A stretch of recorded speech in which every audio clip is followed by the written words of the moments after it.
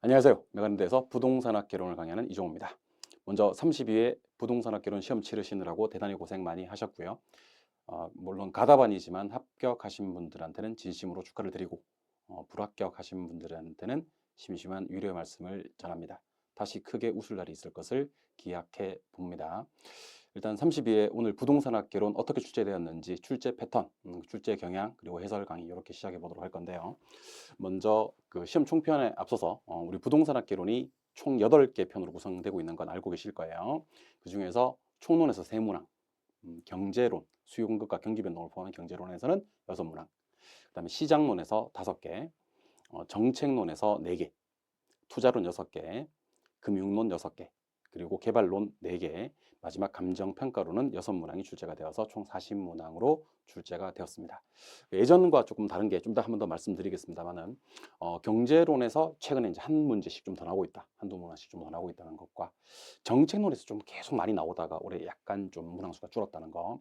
투자론은 작년에 너무 적게 나왔었죠. 30일에 너무 적게 나와서 예전 문항 수를 회복하는 경향이 있고 금융론에서 한 문제, 두 문제 정도 좀 더 추가된 경향이 있습니다. 감정평가로는 예전과 동일한 출제 경향을 보이고 있습니다. 다음 내용입니다. 계산 문제는 총 10문항 출제가 되었습니다. 계산 문제 9개에서 10개 정도는 반드시 나온다라고 보셔야 되고요. 10개가 출제가 되었고 공법이 하나. 물론 이제 우리 부동산학 개론 시간에도 배운 내용입니다만은 우리 분양가 상한제 관련해서 공법에서 하나, 그다음 세법도 한 문제 정도가 출제가 되었습니다. 예전처럼 부동산학 개론에서 2차 문제를 가지고 난이도 조정을 하는 경우는 좀 이렇게 좀 줄었다. 그러니까 예전에 욕을 많이 먹었었거든요. 특히 30회 때는 부동산학 개론에 공법이 5문항, 세법이 1문항 이렇게 나와서 사실은 2차 과목 문제로 난이도 조정을 했었던 경향이 없지 않아 있었는데요. 이제는 그런 경향은 조금 줄었다라고 보실 수가 있습니다. 두 번째,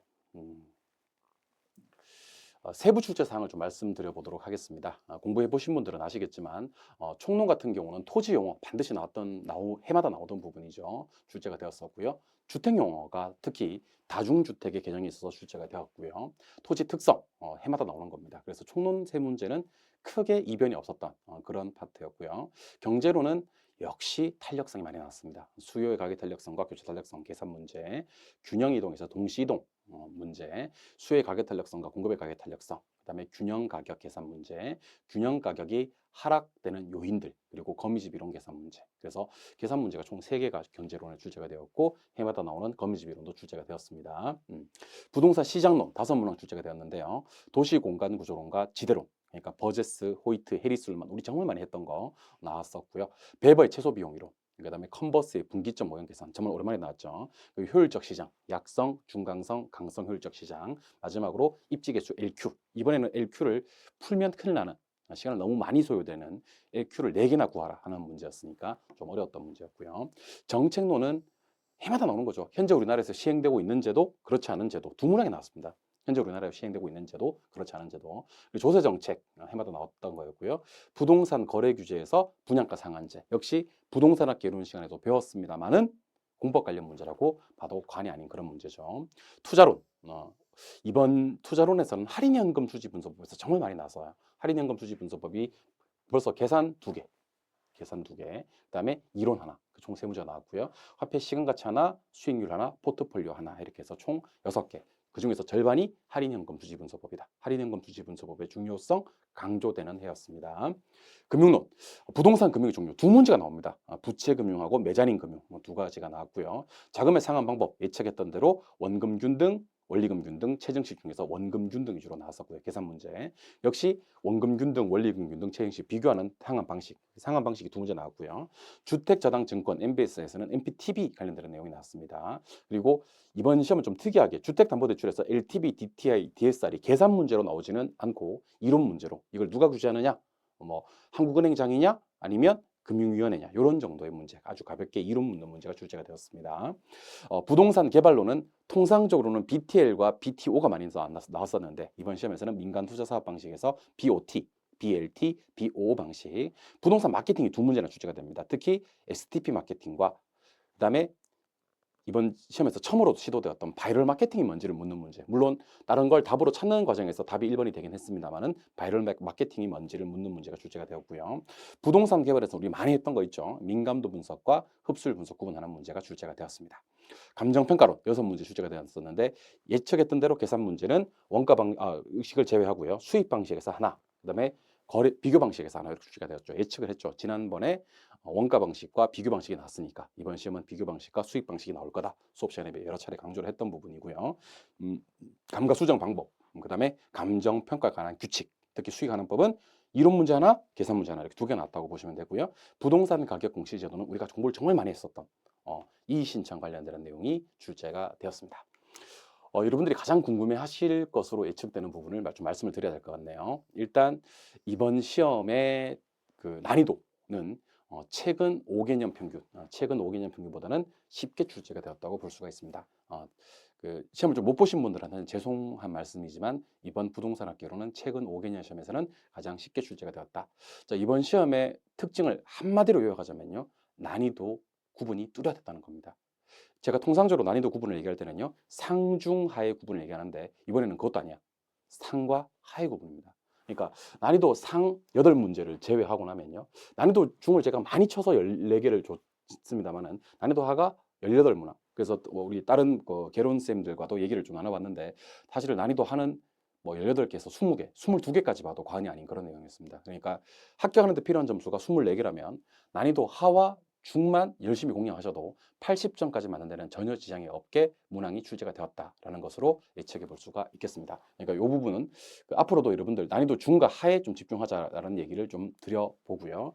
30일 출제 경향, 아까도 말씀드린 바와 같이 다소 쉽게 좀 출제가 되었고 계산은 10개, 공법 하나, 세법 하나 정도 출제가 되었고 계산 문제 10개는요. 한 4-5문제는 아주 쉽게 그러니까 계산기의 간단한 조작이나 암산으로도 풀 수 있는 계산 문제로 한 절반 정도 출제가 되었고 시간이 많이 소비되게 만드는 시간을 많이 잡아먹게 만드는 문제 그러니까 실전에서는 이런 문제를 풀면 많이 어렵습니다. 그죠? 예, 그러니까 이런 문제들도 한 절반 정도가 출제가 되었다. 그래서 아마도 여러분들의 체감 난이도를 높이는 역할은 계산 문제 중에서 난이도가 좀 높은 그래서 시간을 많이 소비하게 만드는 문제가 차지한 게 아닌가라는 생각이 들어요.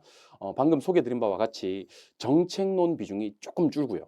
한 2문제, 3문제 정도 줄고 그 줄어든 문항이 경제론과 금융론 쪽으로 좀 붙었다라고 생각이 들고 여전히 수투감, 경제론, 투자론, 감정평가론의 문항은 여전히 18문항, 한 절반 정도의 문항이 출제가 되고 있다는 것을 보시면 좋겠습니다.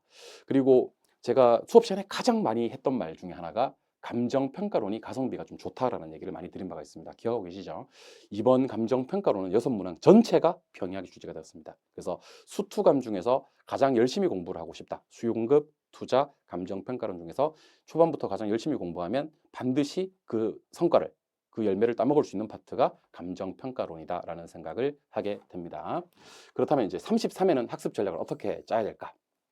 33회는 방금 말씀드린 바와 같이 난이도 상을 완벽하게 버리더라도 70점 이상 맞는데 심지어 80점 가까이 맞는데도 아무 지장이 없다는 것을 출제 경향을 통해서 알 수가 있었습니다. 그래서 난이도 중과 하 문제에서 최대한 점수 확보를 하시자 하는 것과 계산 문제 수험 전략도 당연히 우리가 풀 수 있는 계산 문제와 풀 수 없는 계산 문제로 명확하게 구분한 다음에 시험장 가서 공략할 수 있는 계산 문제 위주로 해서 접근을 좀 시도해야 되지 않겠나 하는 생각을 해보게 됩니다. 그 다음 아까 말씀드렸던 수투감, 수용급 투자 감정평가론을 얼마나 발빠르게 정복을 하느냐. 특히 가성비가 좋은 파트가 뭐라 그랬죠? 감정평가론이라 그랬죠. 감정평가론을 좀 발빠르게 정복을 하시고 나머지 좀 난이도가 낮은 파트들을 어느 시점에서 끌어올릴 건지, 어느 시점에서 점수를 끌어올릴 건지에 대한 학습을 하셔야 될 것 같습니다. 그런 학습 전략이 필요할 것 같고요. 그리고 난이도 낮은 부분에서 실수가 없으셔야 될 것 같아요. 그러니까 난이도 상을 완벽하게 버렸는데 난이도 중과해서 실수를 해버리게 되면 점수를 딸 방법이 없겠다 하는 생각을 하셔야 되는 겁니다. 그래서 난이도 낮은 부분 실수 없이 반드시 점수를 연결하시고 난이도가 너무 높거나 시간이 너무 많이 소요되는 계산 문제, 수업 시간에 배우지 않은 내용들은 과감하게 스킵하는 전략으로 부동산 학기론을 공략하시기를 과감하게 바라봅니다. 그래서 누가 공부를 하시는데 주변에서는 존이라고 하면서 부동산 학기론이 어렵다더라 하시는 분들은 아마 난이도 상을 가지고 얘기하시는 걸 거예요. 그런 부분을 공략하지 않을 테니까 중과 하에 집중하셔도 충분히 합격하시는 데는 지장이 없다라는 말씀 드려보도록 합니다. 마지막으로 맺은 말은 아까 말씀드린 바와 같이 합격 못하신 분들에게는 진심으로 위로의 말씀을 전해드리고 합격 못 시켜드려서 상당히 송구하게 생각을 합니다. 그리고 합격을 하신 분들은 아직까지는 가다박이긴 하지만 합격 기쁨을 누려보셔도 좋을 것 같습니다. 1년 동안 진심으로 고생하셨고요. 그럼 지금부터 문제풀이 시작해 보도록 하겠습니다. 자, 그러면 해설 강의 1번 문제부터 시작해 보도록 하겠습니다. 1번 문제. 토지 관련 용어에 대한 설명이 다 틀린 것을 찾아라 그랬는데, 일단 뭐 저기 지금 시험 당일 해설은요 조금 빠른 속도로 정답 위주로 처리해 보도록 하고요. 자세한 해설을 원하시는 분들은 우리 이제 5월달 6월달에 기출 문제 강의가 있으니까요, 그 강의를 많이 참고해 주시면 좋을 것 같습니다. 빠른 해설 시작해 보도록 하겠습니다.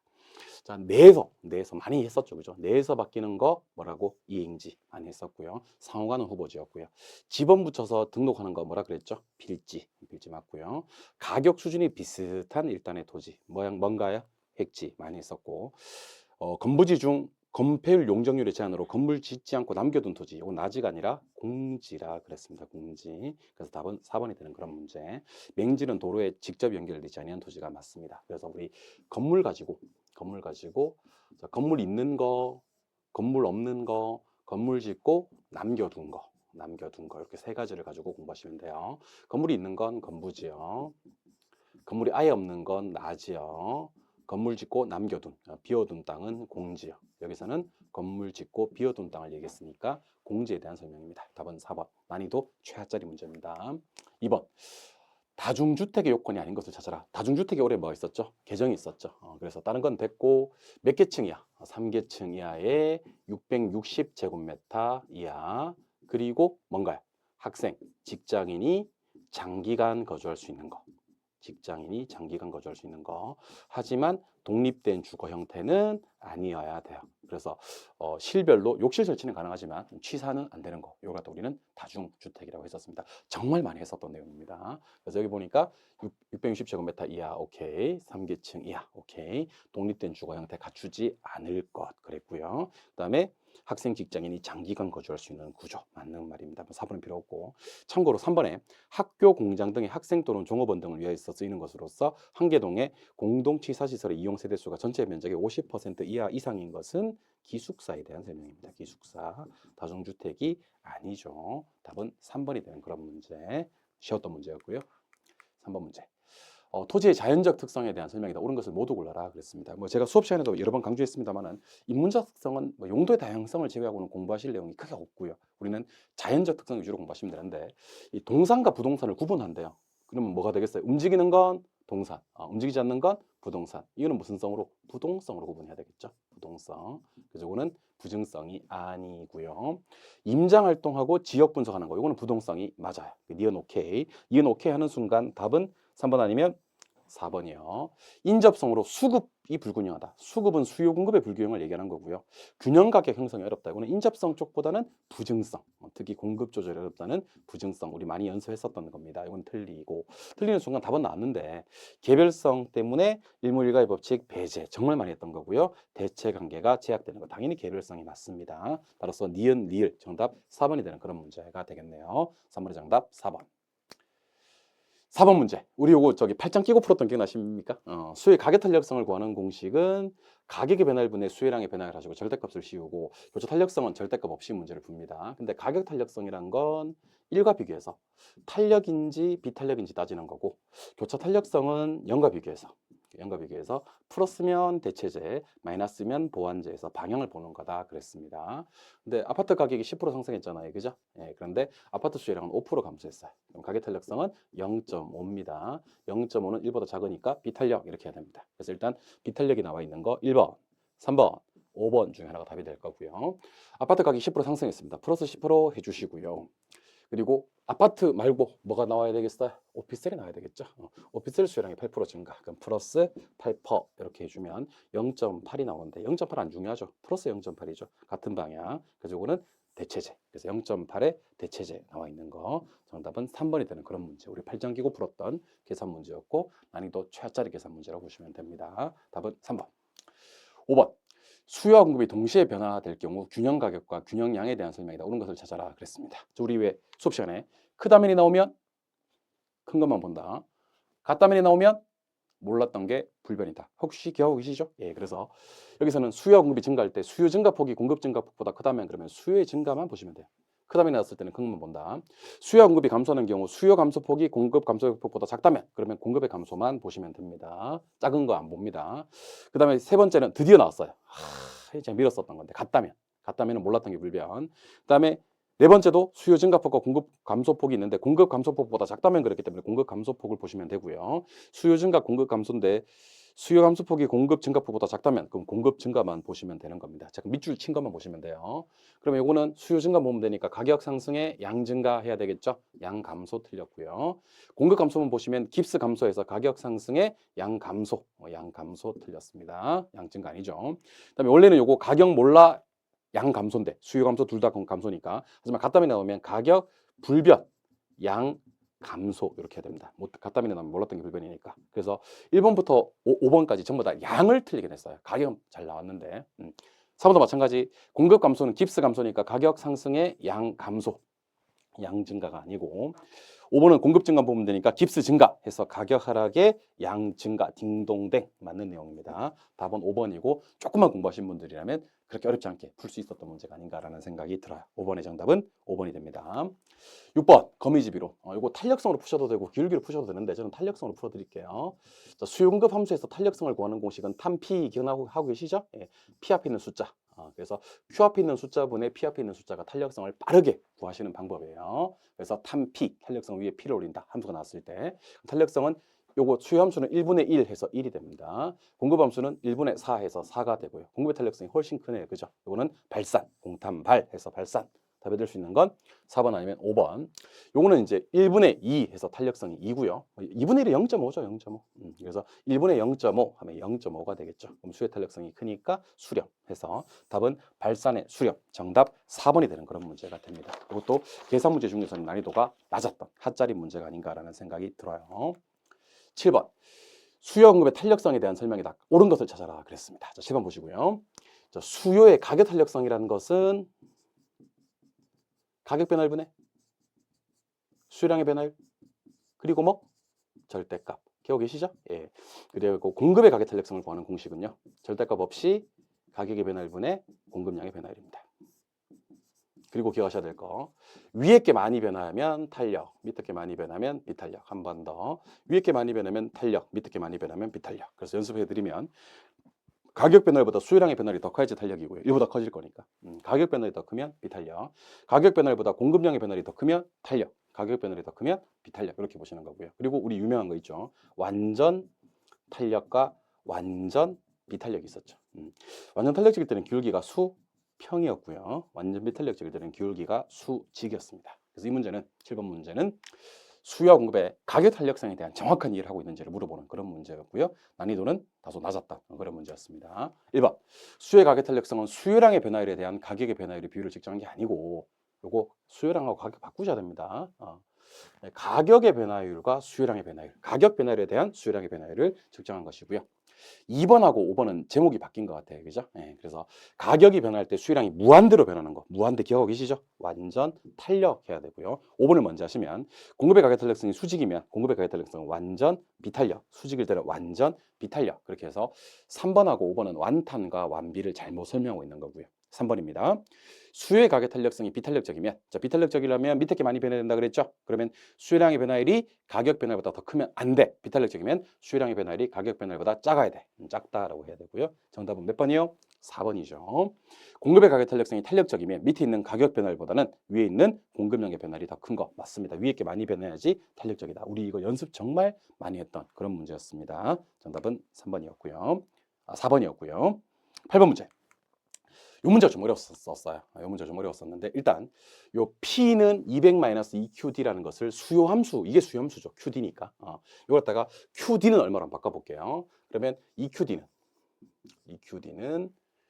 200-P 200-P 그리고 QD는 100-2분의 1P 2분의 1P니까 2분의 1을 0.5로 바꿔도 되겠죠? 0.5P 이렇게 놓을게요. 2분의 1이 0.5니까 그래서 2로 나눠주면 2분의 1P인데 0.5P. 그럼 QS는 얼마가 되냐면 QS는 요만 40만 넘기면 돼. QS는 2P-40이 됩니다. 그래서 일단 요 놈과 요 놈을 같게 만들어주면 원래 균형 가격이 나올 거예요. 원래 균형 가격. 기존 균형 가격을 한번 구해볼 겁니다. 그러면 100 마이너스 0.5p는 2p 마이너스 40 이렇게. 그럼 이건 2.5p. 2.5p 이거 140. 140. 그럼 140을 2점으로 나눠 주시면 됩니다. 140을 2점으로 나눠 주시면 한번 해 볼까요? 140 나누기 2.5는 해버리면 이게 56이 나와요. 오케이? 원래 기존 가격은 56. 두 번째는 여기 2배를 때려줘야 됩니다.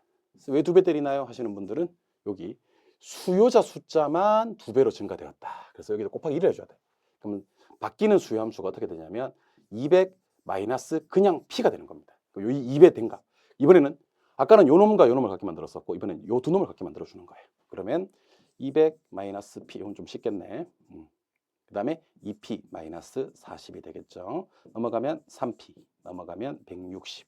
오케이? 예, 그래서 240이네. 죄송합니다. 240. 그래서 P는 38에 24 해서 80 이렇게 좀 지워드릴게. 좀 거시기 하네. 보기가 240이 되겠네. 그죠? 그러면 P는 38에 24, 80. 그리고 나서 기존 가격과 새로운 시장의 가격 차이액을 구하라 그랬어요. 80과 56의 차이가 24가 되는 그런 문제가 됩니다. 답은 1번이 되는 그런 문제가 되겠네요. 그죠? 답은 1번. 8번 문제는 건들면 안 되는 문제였죠. 2배를 곱해야 되고 함수 이동해야 되고 그다음에 소수점도 나와버리고 해서 조금 풀기는 어려웠던 문제가 아닌가라는 생각이 듭니다. 이런 문제 조금 어려웠던 문제로 생각이 됩니다. 그 1번부터 8번까지는 8번 문제 하나가 좀 가장 난이도 높았던 문제가 아닌가라는 생각이 들어요. 9번도 다소 좀 어려운데요. 자, 갑니다. 아파트 시장에서 균형 가격을 하락시키는 요인은 모두 몇 개인가 그랬습니다. 자, 잘 들으셔야 됩니다. 균형 가격을 하락시키는 요인은요. 초과 공급을 만드는 요인입니다. 초과 공급. 초과 공급은 수요는 감소하고 공급은 증가되는 것을 찾으시면 돼요. 수요가 감소돼도 가격은 떨어질 거고요. 인기가 없으니까. 공급이 증가돼도 흔해졌으니까 가격은 하락할 거예요. 가격을 하락하는 요인을 찾으셔야 되는데 또 좀 특이할 만한 점이 아씨 왜 이렇게 나왔는지 모르겠어. 대체재 가격이 나와야지 교체 탄력성인데 대체재 수요가 났어요. 대체재 수요. 그러면 대체재는 어떤 놈이냐면 이놈을 사면 이놈을 안 사는 재와 이게 대체재고 보완재는 얘를 사야 얘도 덩달아 사는 재와 이게 보완재가 되는 거거든요. 그래서 교체 탄력성이 안 나왔다는 거. 그래서 문제를 좀 어렵게 만든 문제입니다. 일단은 건설 노동자의 임금 상승은 공급 감소. 공급이 감소되면 가격이 오르죠. 대체재 쪽 수요가 감소되면 내 거 수요는 증가. 이건 교체 탄력성이 아니니까 수요 증가. 실질 소득 증가도 수요 증가. 근데 건설 업체 수 증가는 공급 증가. 아, 오케이. 공급 증가가 처음으로 하나 나오고 있고요. 토지 가격 상승은 생산비가 상승된 거니까 공급 감소. 공급이 감소되면 가격은 오를 거고요. 아파트 선호도 감소, 수요 감소. 수요 감소 맞습니다. 가격을 하락시키는 요인. 그래서 제가 아까 찾으라고 했던 공급 증가 요인이 하나 있고요. 그 다음에 수요 감소 요인이 하나 있습니다. 이렇게 2개. 그래서 이 문제 답은 2번이 되는 그런 문제가 됩니다. 그래서 원래 같으면 대체재 가격 하락이라고 했다면 수요 감소로서 얘도 답이 될 뻔했는데 대체주택 가격이 아니라 대체주택 수요가 나오는 바람에 조금 연습을 하셔야 되는 그런 문제였습니다. 다소 난이도 있었던 그런 문제였습니다. 8번, 9번이 난이도 상짜리로 생각이 됩니다. 10번. 10번 문제는 풀기 전에 제가 요 얘기를 하고 가야 될 것 같네요. 작년에 어떤 문제가 나왔었냐면 31회 때 부동산 실명제, 공인중개사 제도, 부동산 거래 신고, 자산 유동화에 관한 법률 요 4개를 주고 이게 역사적 순서를 빠른 순서대로 나열하시오 이렇게 나왔었습니다. 그래서 많은 개론 선생들이 분노를 했고 저 역시 분노를 했습니다. 그리고 이제 다른 개론 선생들은 거기서 분노하고 그쳤고 거기서 이제 저는 뭐라고 그랬었냐면 분노만 하지 맙시다 우리. 목마른 놈이 우물을 판다고. 우리가 그래도 문제가 나오면 어쨌든 욕만 하고 틀리면 안 되니까 맞춰야 된다 하면서 했던 얘기가 버제스의 동심원 이론, 호이트의 선형 이론, 해리스와 울만의 다핵심 이론 이렇게 도시 내부 구조 이론이 3가지가 있지 않습니까? 그죠? 그래서 제가 동심원 이론은 1925년, 선형 이론은 1939년, 다핵심 이론은 우리나라 광복이 이루어지던 해 1945년. 그래서 이거 비판하면서 나온 이론이 이 이론이고 이거 비판하면서 나온 이론이 이 이론이다. 연도까지는 모르더라도 정확히 누구 이론이 먼저고 누구 이론이 나중인지는 기억을 하자 했던 거 혹시 기억나십니까? 안 나지. 그게 시험에 나왔단 말이에요. 그래서 문제를 보시면 보세요. 해리스와 울만의 다핵심 이론에서 교통축을 적용해서 개선한 이론이 호이트의 선형 이론이다. 자, 해리스와 울만의 다핵심 이론은 1945년에 나온 이론인데 어떻게 이 이론의 교통축을 그 계산에서 나온 이론이 선형 이론이 되겠냐 말이지. 그래서 이건 어떻게 수정을 해야 되냐면 버제스의 동심원 이론에다가 다시 한번 버제스의 동심원 이론에 교통축을 적용해서 계산한 이론이 호이트의 선형 이론이다라고 했어야지 역사적 순서가 맞아떨어진다는 겁니다. 그리고 정말 유명한 단어가 하나 나오는데 여기 보니까 교통비라는 표현이 나옵니까? 교통비. 자, 제가 수업 시간에 교통비 같은 말 뭐죠? 수송비. 같은 말 뭐죠? 운송비. 교통비, 수송비, 운송비 나오면 기억하자고 했던 학자 세 분 기억납니까? 튀, 해, 배. 이 문제가 이번 시험에 두 문제가 나옵니다. 여기 4번에도 나오고 뒤 가면 또 나와. 튀, 해, 배, 디, 소, 비, 두, 미. 기억나십니까? 튀, 해, 배. 튀는 헤이그, 배버. 그러니까 헤이그 마찰 비용 이론에서 교통비 강조하신 분 맞다는 거지. 어쩌자는 얘기는 아니고 맞다는 거고. 어쨌든 답은 3번 역사적 순서. 누구 이론을 비판하면서 나온 이론이 누구 이론이냐면 버제스의 동심원 이론에 교통축을 추가해서 계산한 이론이 호이트의 선형 이론이다라고 했었어야 되는 그런 문제입니다. 답은 3번이 되는 그런 문제. 오케이. 11번으로 갑니다. 다음 설명을 모두 설명하는 입지 이론을 구하시오 했습니다. 자, 운송비. 또 운송비. 죽을 때까지 운송비 나오는 거야. 막. 또 운송비. 다 죽어봐 하고 또 운송비가 나오는 겁니다. 운송비가 나오면 튀, 해, 배. 여기 튀는 있어 없어? 해그 있어 없어? 배버 있어 없어? 배버 있는 배버 답 1번이 배버. 배버의 최소 비용 이론에 대한 설명입니다. 튀에배 열심히 하신 분들, 수송비, 운송비, 교통비 나왔을 때 튀에배 열심히 하신 분들은 그냥 가만히 앉아서 한 문제 겟 하지 않았겠나 하는 생각을 해보게 됩니다. 그리고 좀 특이할 만한 점은 이거는 그냥 제 혼자 한 얘기일 수도 있는데 이게 30회 때 시험에 나올 때 이게 시로 나왔어요. 그래서 내가 원래 제가 제2 외국어가 독일어 전공이라서 이건 레시가 아닌데 이거는 독일어는 레시로 발음해야 되는데 라고 생각을 했단 말이야. 그래서 교재를 기본서를 쓸 때 다 레시로 썼다가 30회 때 레시로 나오는 바람에 책을 다 레시로 바꿨거든. 근데 또 이번 시험에 레시로 또 나와버렸어. 나는 이제 어떻게 해야 될까요? 그래서 내일 또 기본서 원고 마감인데 다시 레시로 바꿀 예정입니다. 아무튼 레시는 여기서는 중요한 건 아니지만 어쨌든 수송비, 운송비, 교통비 강조하신 분 T의 배가 이번 시험에서 두 문제가 나왔다는 겁니다. 적중한 거죠. 답은 1번이고요. 12번. 으아, 이 컨버스 씨 틀린 사람 진짜 가만 두면 안 됩니다. 지금 혹시 또 불합격하신 분들은 약간 침체돼 있을 거기 때문에 이런 얘기를 하면 좀 그렇지만 제가 뭐 하라 그랬죠? 그림 그리라 그랬죠? A 크고 B 작고 그 작은 쪽에 경계 가깝게 형성이 되고 전체 거리는 몇 킬로? 30km. 그럼 일단 A로부터 분기점 구하라고 했지 않습니까? 그죠? 딱 가운데가 얼마야? 15. 15보다는 더 나와야 돼. 15보다는 더 나와야 되니까 1번, 2번, 3번은 답이 안 되고 이 4, 5번 전 너무 많이 간 거 같지 않나? 저거 인간적으로? 그 답은 4번. 이렇게 해도 찾겠다. 씨. 그죠? 네. 그래서 원래는 우리가 B로부터 분기점을 구하는데 요게 64만 대 16만이면 1대4야. 1대4. 4배 큰 거야. 요거 4배, 이게 1배. 그래서 1 플러스 루트 1분의 4분의 30. 하지만 우리가 구한 건 작은 도시를 주고 분기점입니다. 루트 4 거 집어내면 2 더하기 1은 3. 그래서 요거는 10. 전체 거리가 30이니까 요로는 20. 답은 4번이 되는 그런 문제입니다. 사실은 이렇게 하고도 풀 수 있는 문제. 제가 4배 크면 나누기 4로 4배 크면 나누기 3으로 9배 크면 나누기 4로 풀라 그랬던 그런 문제였죠. 상당히 난이도가 낮았던 그런 계산 문제였습니다. 답은 4번. 쉬웠던 문제고요. 13번. 좀 특이한 문제이긴 한데 다음 설명에서 세 가지 효율적 시장에 관련된 것을 모두 옳게 짝지어진 것을 구하라 그랬습니다. 자, 지금부터 한 얘기 잘 들으셔야 됩니다. 자, C에 있는 강성효율적 시장. 이걸 먼저 보셔야 돼. 반드시 먼저 보셔야 돼. 이걸 먼저 보시면 문제 푸는 속도가 2배, 3배 빨라집니다. 자, 갑니다. 강성효율적 시장은 앞에 있는 어떤 정보든지 간에 초과는 얻을 수가 없습니다. 초과는 얻을 수 없다. 초과는 얻을 수 없다. 초과는 얻을 수 없다. 아니, 그 무슨 공표되지 않은 정보고 현재 정보고 과거 정보가 나발이고 이건 과거 정보야. 이건 현재 정보. 이거는 공표되지 않은 정보니까 미래 정보예요.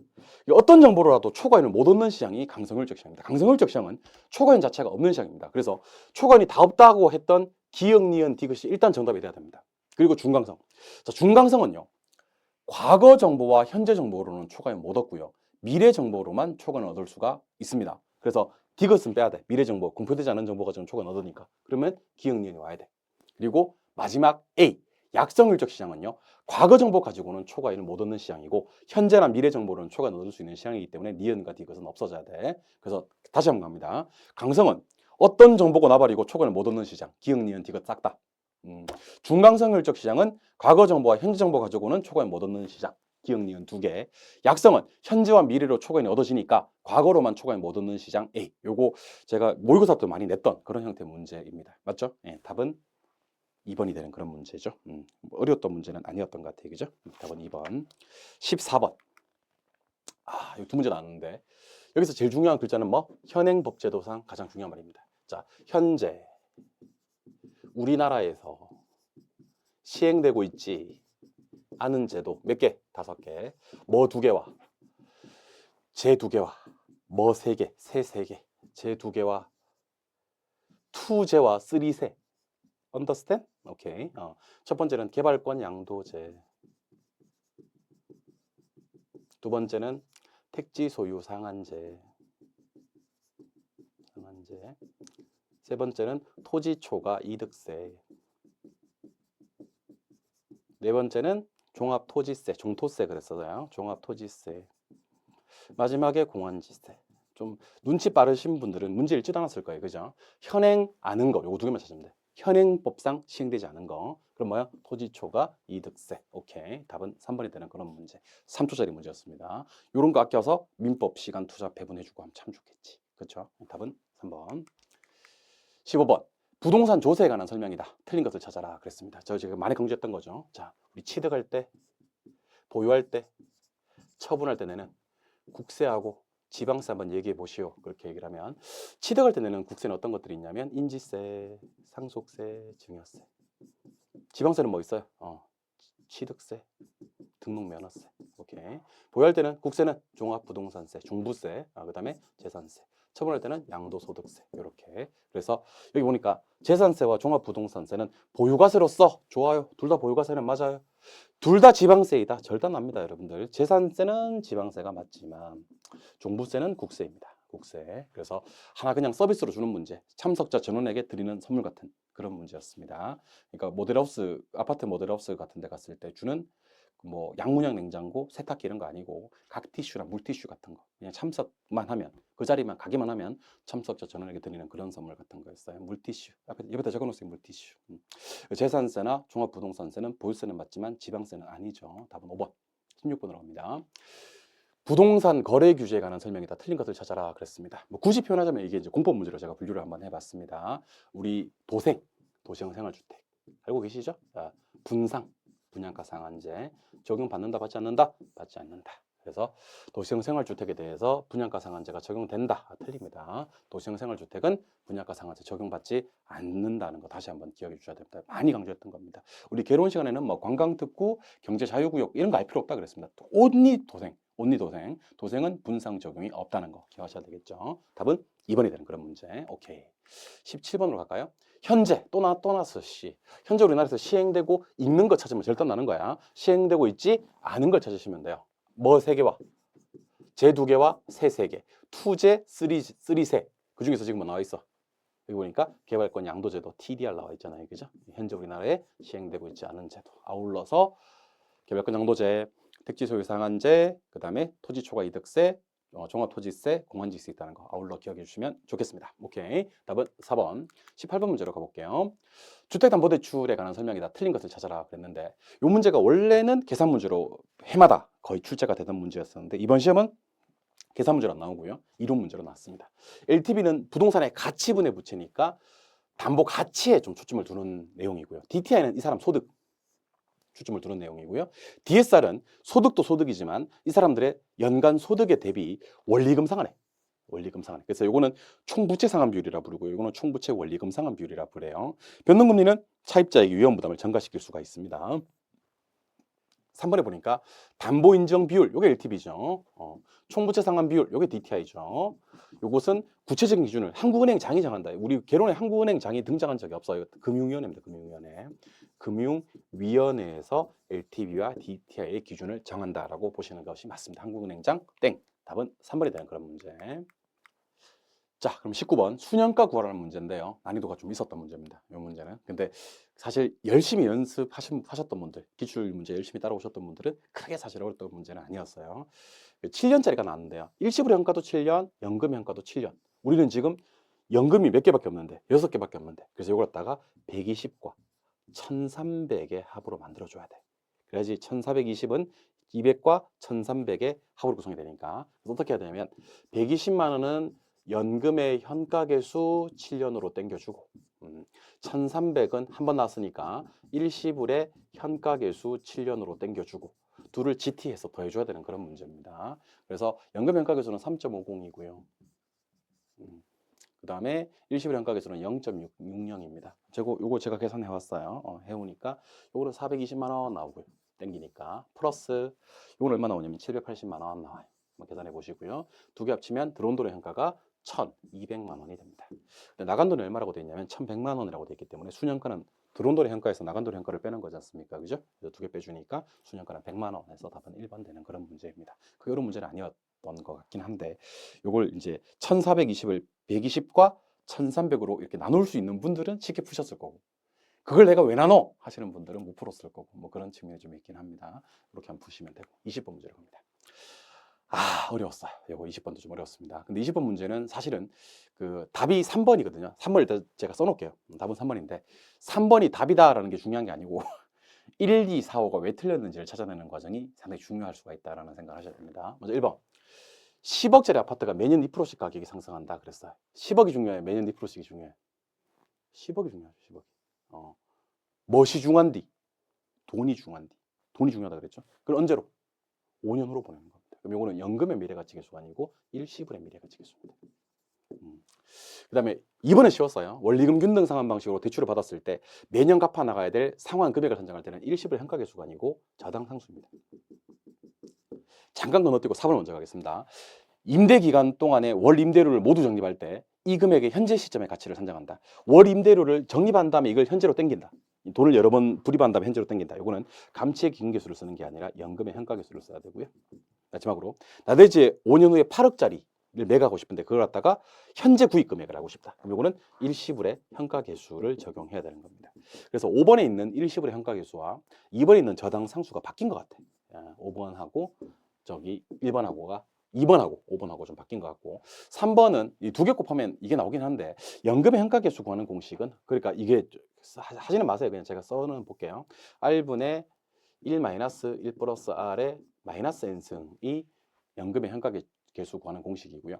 감치의 기금계수 구하는 공식은 1 플러스 R의 N승 마이너스 1분의 R입니다. 이거 두 개 곱하면 뭐가 나오냐면 1 플러스 R의 마이너스 N승이 나옵니다. 1 플러스 R의 N승분의 1이 나오긴 하는데 요거는 그냥 뭐 됐습니다. 요거는 여러분들이 지금 하기는 조금 그렇고 1번, 2번, 4번, 5번이 왜 틀렸는지를 확인하는 작업만 해주시면 좋을 것 같습니다. 아시겠죠?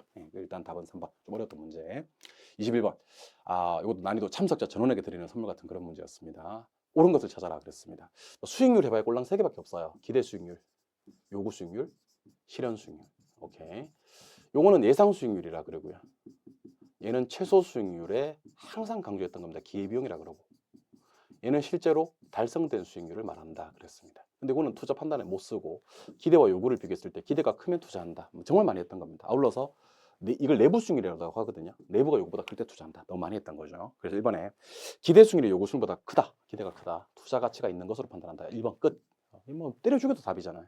너무 쉬웠던 문제였습니다. 답도 1번에 있었고 요거는 이제 최소 우리 부동산 학교에서 최소가 나오면 제가 요구 수익률 아니면 전용 수입이라 그랬습니다. 최소한 벌어들일 수 있는 수입은 전용 수입, 최소한 요구할 수 있는 수익률은 요구 수익률. 그래서 이거는 기대 수익률이 아니라 요구 수익률에 대한 설명이었고 3번은 요거는 실제로 이루어지고 난 후에 달성된 수익률을 했기 때문에 실현 수익률에 대한 설명이고요. 그 다음에 위험이 클수록 당연히 요구하는 수익은 커진다. 하이 리스크, 하이 리턴, 위험과 수익의 비례, 상쇄관계를 얘기하는 거고요.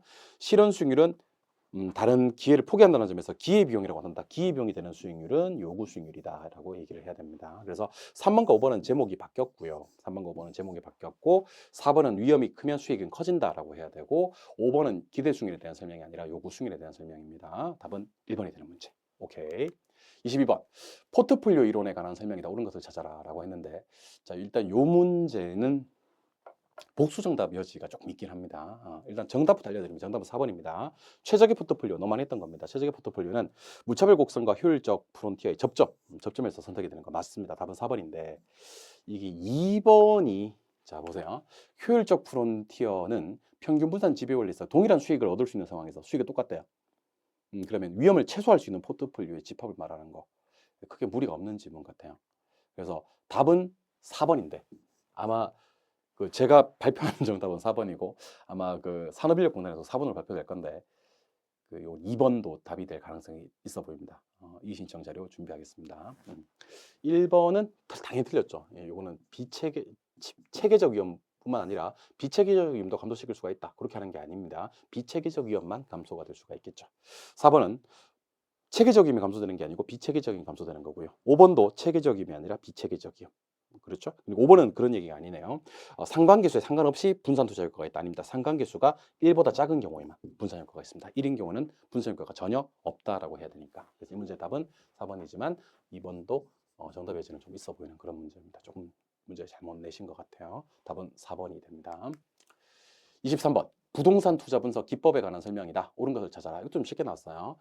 화폐 시간 가치를 고려하는 것은 순현가법, 내부수익률법, 수익성 지수법. 당연히 할인연금 수지 분석법이 나와야 되니까. 그리고 현가회수기간법. 이런 것들이 시간 가치 고려하는 방법입니다. 1번 땡. 2번 내부수익률. 얼마나 많이 했습니까? 진짜 얼마나 많이 했습니까? 예. 내부수익률은 순현가를 0으로 만들고요. 수익성 지수를 1로 만든다. 이렇게 해야 되겠죠. 해볼 필요도 없고. 어림셈법에서 순소득 승수를 자본회수 기간이라 그래요. 같은 말입니다. 순자. 그래서 순소득 승수값이 작을수록 자본회수 기간도 짧아진다 해야 됩니다. 순현가법에서는 재투자율로 요구수익률을 사용하고요. 내부수익률법은 할인율로 또는 재투자율로 내부수익률을 사용한다 많이 했던 거고요. 내부수익률법에서는 내부수익률 요구수익률보다 작다. 쓰면 돼. 내부수익률 요구수익률 작다. 누가 더 큰 거야? 요거가 더 큰 거지. 투자 선택하지 않는다. 투자하면 안 되지. 이때는 답은 5번이 되는 문제. 그래서 아까 기대가 요구보다 클 때는 아까는 뭐 한다 그랬고 투자를 선택한다 그랬고 지금은 내부보다 요구가 더 큰 것 같아. 그럼 투자하지 않는다. 투자하지 않는 거 만든 표현입니다. 답은 5번이 되는 문제. 난이도가 낮았던 문제였습니다. 24번 문제. 24번 문제는 계산기 활용을 잘 하시는 분들은 풀었을 거고요. 계산기 활용을 잘 못하시는 분들은 풀지 못했을 건데 일단 계산기 한번 꺼내보실래요? 계산기 꺼내서 AC 눌러. AC. 눌렀어요? 예, 오케이. 6825 나누기 1.05는 때려봐. 6825 나누기 1.05는 그럼 6500이 될 거야. 6500 위에다가 이번에는 2940는만 쳐봐. 나누기 1.05 하지 말고. 그러면 2800. 2800 위에다가 4725는만 눌러봐. 4725는. 그럼 4500이 뜬단 말이야. 그래서 첫 번째만, 우리 계산기가 참 똑똑한 게 첫 번째 숫자만 나누기 1.05는 해버리면 계산기가 우리 주인님이 어떤 숫자를 1.0으로 나누고 싶어 하는구나라고 인지를 벌써 해버립니다. 다음에는 숫자는만 누르면 지가 알아서 1.0으로 나눠줍니다. 이걸 하시는 분들은 풀어야 돼. 못 하시는 분들은 푸시면 안 돼. 척수 엄금. 응? 손대지 말라고요. 돈터치. 그렇게 하셔야 됩니다. 또 수년가는 빼는 거고요. 수익성 지수는 나누는 거 아닙니까? 그죠? 그래서 제가 한번 빼봤어요. 이제 이 숫자가 필요 없어지는 숫자고요. 빼보니까 이게 얼마 나오냐면 2,700. 이것도 2,700 나와요. 요거는 1,550. 요거는 1.7. 요거는 2.24. 요거는 2.5 이렇게 나옵니다. 그리고 이제 정답부터 보겠습니다. A와 C는 수년기차 가치가 같다. 예, 그렇습니다. A 수년가도 2,700, C 수년가도 2,700. 답은 5번이 되는 그런 문제죠. 근데 수익성 지수가 제일 큰 사업은 A다. 수익성 지수가 제일 큰 사업은 C입니다. 수년가가 제일 큰 사업은 B다. 수년가가 제일 큰 사업은 A와 B가 둘 다 큽니다. A와 C가 제일 크다. 이렇게 해야 됩니다. 수익성 지수가 제일 작은 사업은 C다. 수익성 지수가 제일 작은 사업은 A입니다. A 수년가는 B 수년가 2.5배다. A 수년가는 B 수년가 2.5배, 2.5배까지는 안 됩니다. 2만 곱해도 벌써 3천이 넘어가 버리기 때문에 안 됩니다. 말도 안 되는 소리고. 그래서 이 문제 답은 5번이 되는 그런 문제입니다. 그래서 그 계산기 활용을 좀 잘 하시는 분들은 풀었을 거고 계산기 활용이 조금 이렇게 익숙지 않으신 분들은 힘들지 않았겠나 하는 생각을 조심스럽게 해보게 됩니다. 어렵긴 했습니다. 난이도 상, 이거는 인정. 25. 자, 부동산 금융은 지분금융이 있고요. 부채금융이 있고 메자닌 금융이 있죠. 지분금융은요. 신조리 증펀 있었고요. 메자닌 금융은 매자닌 신전이 있었고요. 부채금융은 나머지 다 못 외운다 그랬죠. 그래서 부채금융을 고르지 말고요. 신조리 증펀을 찾아서 빼면 돼요. 이거 신조리 증펀 빼고 그 니은 빠지니까 오씨 다 빠지게 되려다 니은 빠지고 신조리 증펀 미음 빠져야 돼. 미음 다 빠졌어. 그래서 신조리 증권 빼고 나니까 답은 3번이 되는 그런 문제입니다. 아주 쉬웠던 문제죠. 난이도 최하짜리 문제였습니다. 신조리 증권, 매자닌 신전만 기억하시면 되는 문제죠. 답은 3번. 26번. 26번을 어떻게 했는지 모르겠어요. 일단 여기는 A 지역은 저기 X 산업은 입지 개수를 구할 필요가 없고 요 두 개 동그라미 하시면 돼. Y 산업과 Z 산업. B 지역은 요 Z 산업 입지 개수를 구해놨으니까 여기 X 산업하고 Y 산업만 구하시면 될 것 같아. 근데 실제로 구하시면 안 될 것 같아요. 시간이 안 돼, 시간이. 기반 산업 개수를 구하라 그러는데 기반 산업은 입지 개수 LQ가 1보다 큰 거 찾으라는 얘기예요. 그러면 일단 제가 한번 해보기는 해볼게요. A 지역의 Y 산업, A 지역의 Z 산업, 오케이.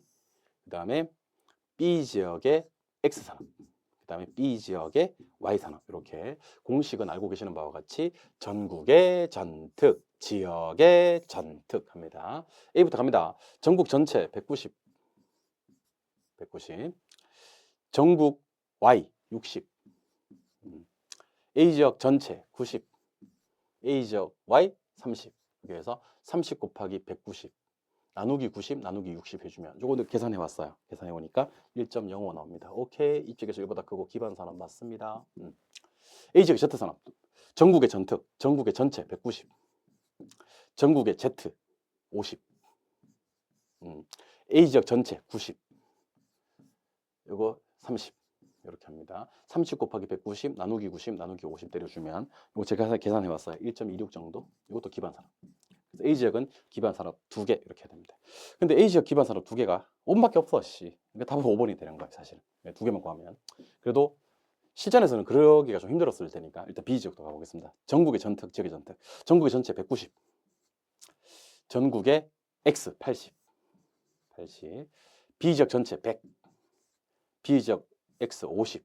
그래서 50 곱하기 190 나누기 100 나누기 80 때려주면 이거는 계산기에 때려주면 얼마예요? 1.18. 1.18. 요거 기반 산업입니다. 한 개 벌써.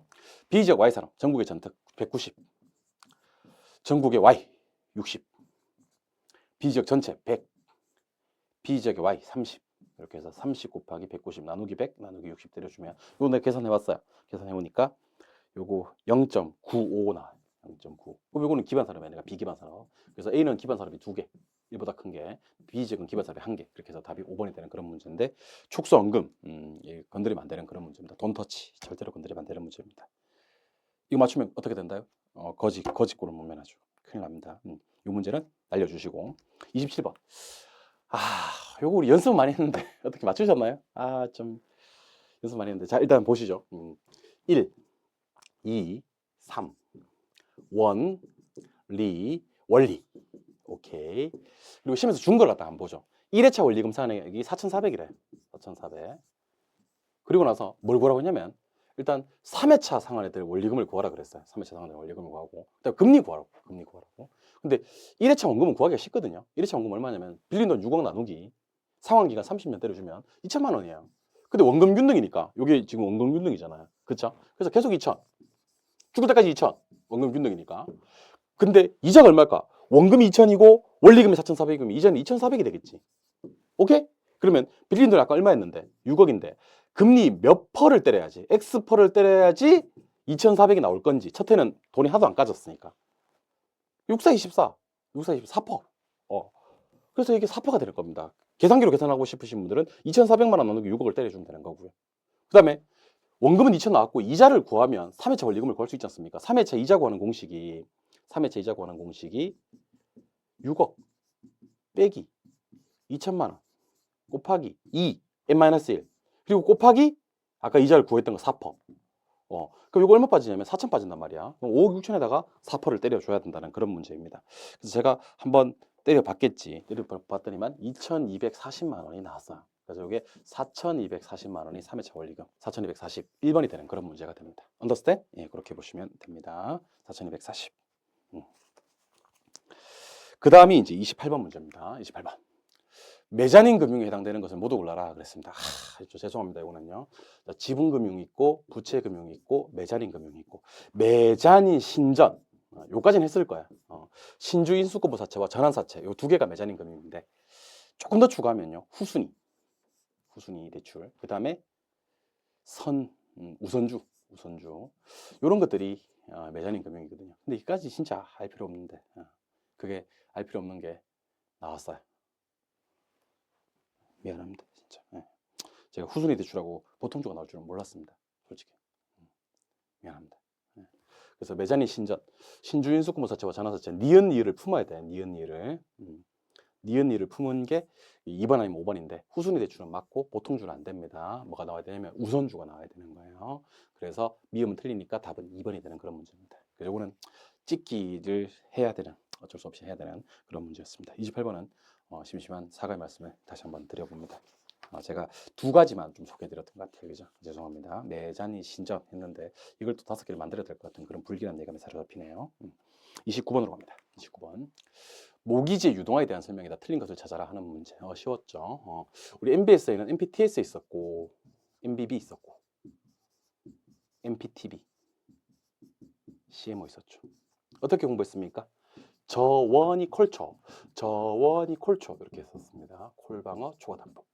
MPTS는 투의 XX, MBB는 발의 OO, MPTB와 CMO는 투의 X세모 이렇게 했었는데 이 위험 부담이 조기상환 위험이에요. 이게 조기상환 위험인데 조기상환 위험 부담을 발행기관이 하는 것은 MBB밖에 없다 그랬습니다. 자, 이거 따로 기억하십니다. 자, 다시 조기상환 위험 부담을 누가 하는 건 발행기관이 하는 것. 누가 유일하다? MBB가 유일하다. 그러면 조기상환 위험 부담을 발행기관이 하는 건 MBB가 유일하니까 나머지 MPTS, MPTB, CMO는 위험 부담을 싹 다 누가 한다? 투자자가 한다. 정말 많이 강조했던 겁니다. 제비에서 한 100번 정도 이상 나왔던 그런 내용입니다. 따라서 MPTB는 자 보세요.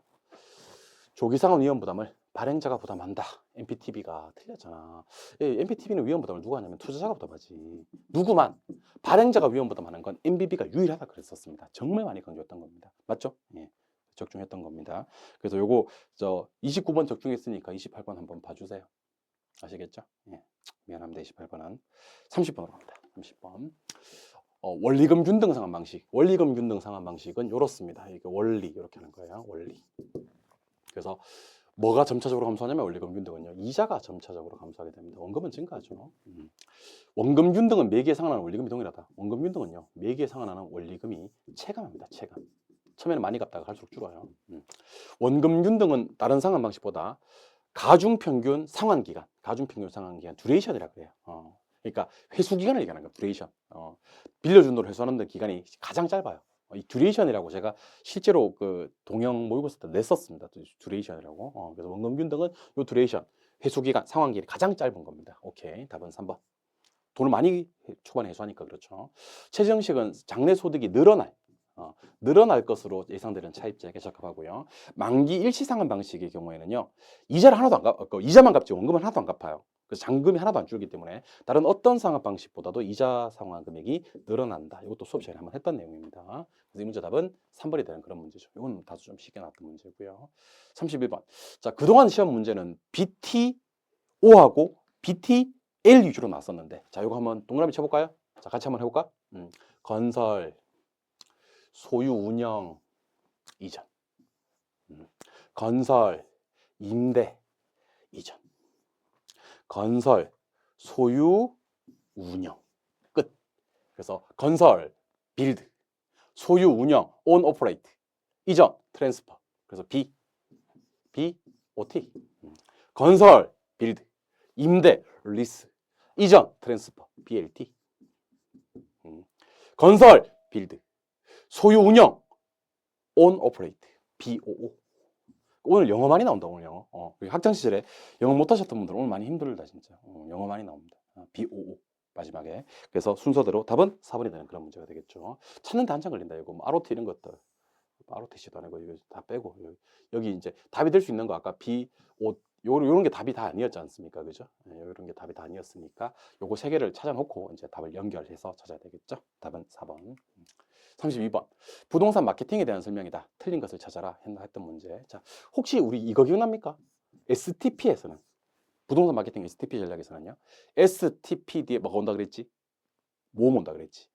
아, 에, 이, 오, 우, 아, 에, 이, 오, 우, 아, 에, 이, 오, 우, 아, 에, 이, 오. 이게 모음이 온다 그랬습니다. 세그멘테이션 세분화, 타겟 표적, 포지셔닝 차별화. 세표차. 이게 모음이 온다는 걸 기억하시는 분들은 자 봐봐. 세그멘테이션 뭐 맞네. SD에 타겟 뭐 맞네. 프로 포지셔닝 와야지. 포지셔닝. 차별화 와야지. 판매 촉진 오면 안 되지.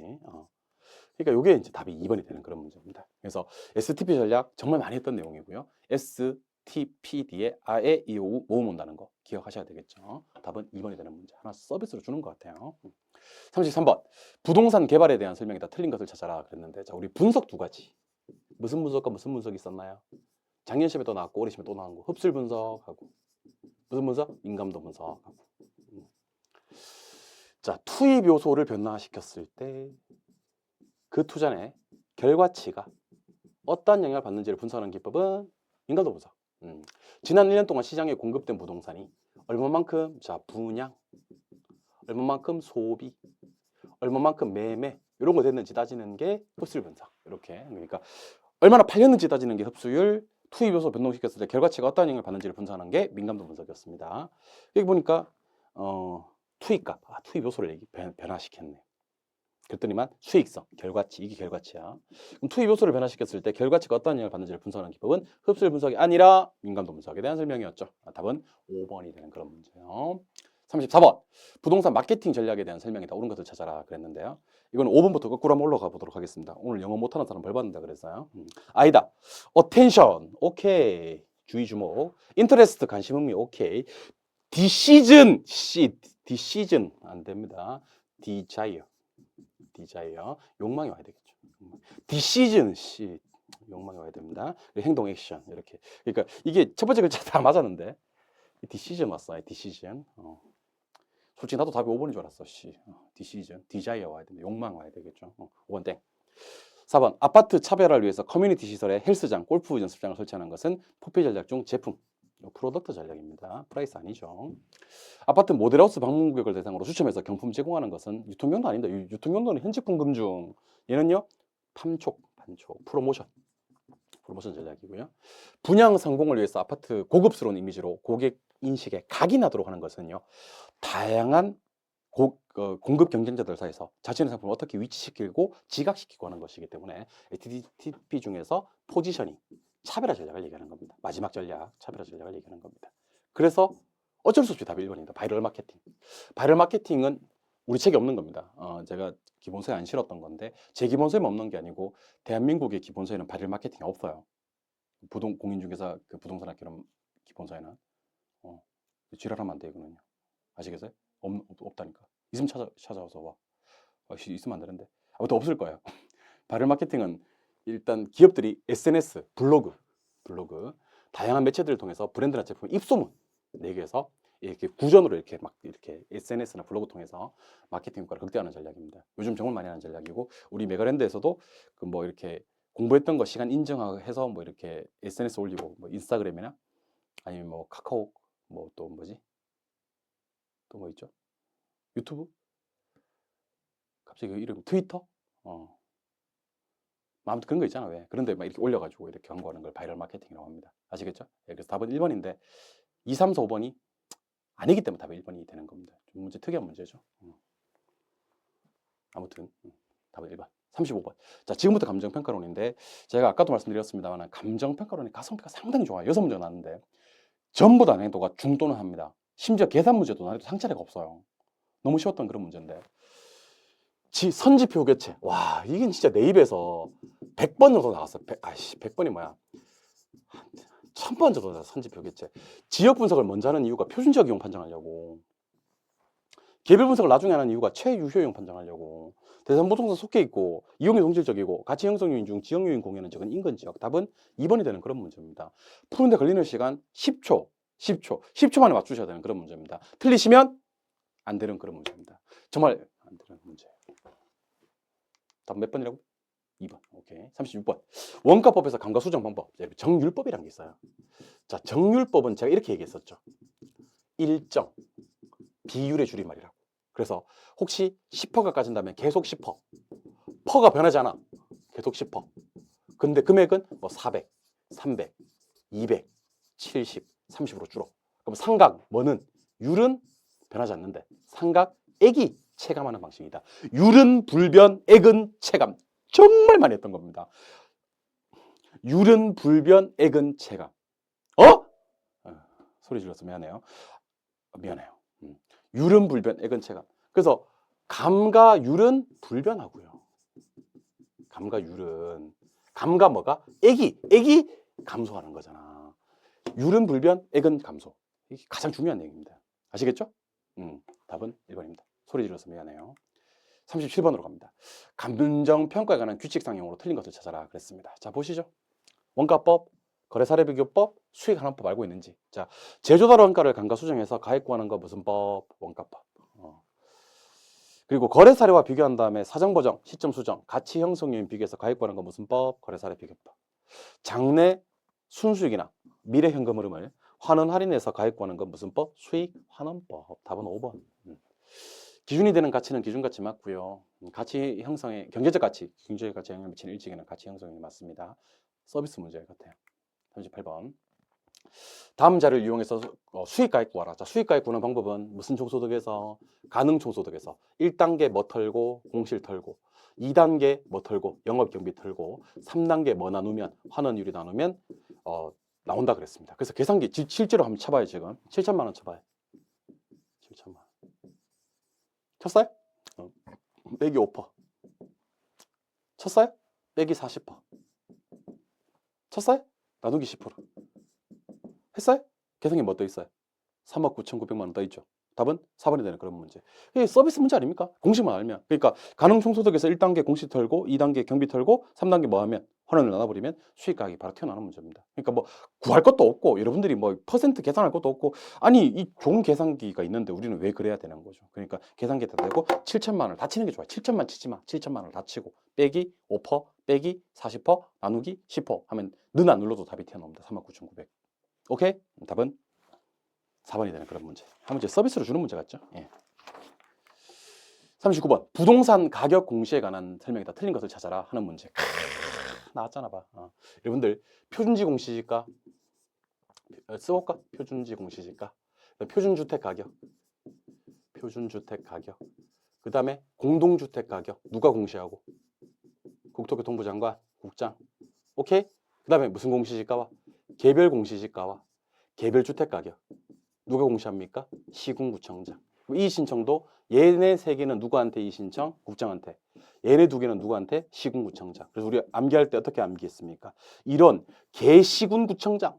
기억나시죠? 이런 개시군구청장을 받나? 그러니까 개가 떴을 때만 시군구청장이고 개가 안 뜨면 시군구청장이 아니라 그랬잖아요. 그러니까 자연스럽게 개별주택 가격과 공동주택 가격은 다시 죄송합니다. 5번 개별주택 가격과 공동주택 가격은 시군구청장한테 이 신청을 한다. 이 말이 되냐고. 이게 안 되지. 이런 개시군구청장을 받나 그래야 되지. 이런 공시군구청장을 받나 말이 안 되잖아. 공동주택 가격은 틀린 말이지. 공동주택은 국토교통부 장관한테 인정하는 것이 맞습니다. 이런 개시군구청장을 받나 기억하셔야 되죠. 개별 공시지가와 개별주택 가격은 시군구청장한테 신청한다. 맞죠? 네, 답은 5번이 되는 그런 문제. 아주 쉬웠던 문제였습니다. 답은 5번. 40번. 40번 쉬웠죠. 돈 찾으세요. 얼마요? 천만 원이에요? 네. 1.5% 상승 1.05. 퍼센트 다 챙겨야 돼. 퍼센트 하나 빠뜨리면 안 돼. 여기 챙기고 10% 우세 1.1. 20% 열세 0.8. 그밖에 보정치 1.5. 이거 1.5도 내가 똑같이 수업 시간에 했습니다. 마지막에 1.5 내가 넣으면서 여러분 이거까지 보정해 주셔야 됩니다. 퍼센트를 하나 놓치면 안 됩니다. 그랬었어요. 그랬더니만 40번에 1386만 원. 1386만 원. 3번이 답이 되는 그런 문제였습니다. 이렇게 해서 40문제를 모두 풀어봤습니다. 혹시 해설 강의 들으시는데 제가 오늘 약간 오버한 게 좀 있으면 넓은 아량으로 용서를 좀 부탁드리겠습니다. 32회 공인 중개사 부동산 학개론은 최근 5개년 중에서 다소 쉬웠다는 거. 그 다음에 아까 제가 문제를 풀면서 말씀드렸던 22번 문제. 22번 문제 같은 경우는 복수 정답의 가능성이 좀 있다는 거. 계산 문제 10문제 중에서 5문제는 아주 쉽게, 5문제는 아주 어렵게 아니면 또는 시간이 많이 걸리게 그렇게 출제가 되었다는 거. 그 세 가지 소식을 전하면서 해설 강의를 마무리하도록 하겠습니다. 다시 한번 시험 치느라고 대단히 고생 많이 하셨고요. 합격하신 분들한테는 뜨거운 박수를, 불합격하신 분들은 위로를 전하면서 다시 한번 크게 웃을 날을 기약해 보도록 하겠습니다. 시험 공부하시느라고 대단히 고생 많으셨고 이제 좀 푹 쉬시고요. 다시 합격하신 분들은 실무에 관한 노력, 그다음에 어떤 걸 공부해야 될지 한 번 더, 또 어떤 걸 배우면 될지를 한 번 더 고민해 보시고, 불합격하시는 분들은 좀 이렇게 차이가 별로 안 나시는 분들은 다시 한번 도전의 뜨거운 박수를 보냅니다. 저는 그 11월 달에 이제 개강되는 기초 강의에서 다시 찾아뵙도록 하겠습니다. 수고하셨습니다.